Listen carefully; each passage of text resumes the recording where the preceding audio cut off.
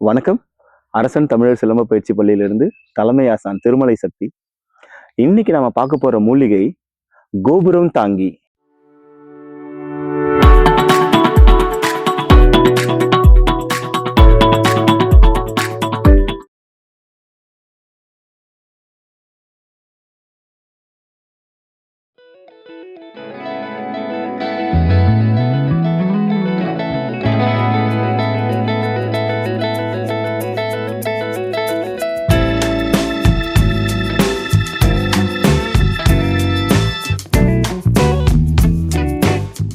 இந்த செடியை பாருங்க, என் கையில இருக்கிறது கோபுரம் தாங்கி.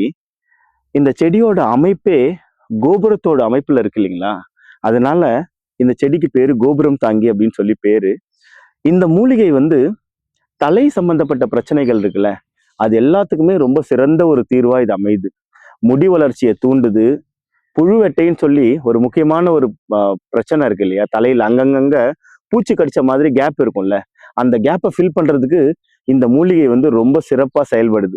எப்படி இதை அப்ளை பண்ணணும் அப்படின்னா, வெறும் இந்த இலைகளை மட்டும் பறிச்சு அலசி அரைச்சி, அம்மியில வச்சு அரைச்சிங்கன்னா ரொம்ப பெஸ்ட். அரைச்சி அதை ஒரு துணியில கட்டி தேங்காய் எண்ணெயில போட்டுருங்க. அந்த தேங்காய் எண்ணெயை தொடர்ந்து நீங்க அப்ளை பண்ணிட்டு வரும்போது முடி வளர்ச்சி அபரிமிதமா இருக்கும். மேலும் இதை அரைச்சி தலையில தடவிட்டு ஒரு 10 நிமிஷம் கழிச்சு குளிச்சிங்க அப்படின்னா, ஒரு 3-4 நாளிலேயே உங்களோட புழுவெட்டையில ஒரு மிகப்பெரிய மாற்றம் தெரியும். புழுவெட்டைங்கிறது அங்கங்க முடியை கத்திரிச்சு ஒரு மாதிரி இருக்கும் இல்லையா?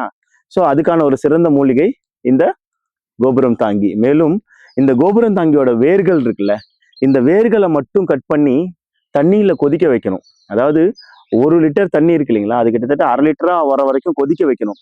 அப்படி கொதிக்க வச்சு இதை குடிக்கும்போது காய்ச்சல், கிட்டத்தட்ட காய்ச்சல் 48 வகையான காய்ச்சல் இருக்கு. அத்தனை காய்ச்சலுக்கும் இது ஒரு சிறந்த தீர்வா அமையுது. மேலும் விவரங்களுக்கு கீழ்கண்ட எண்ணுக்கு தொடர்பு கொள்ளுங்க. மீண்டும் அடுத்த காணொலியை சந்திப்போம். நன்றி, வணக்கம்.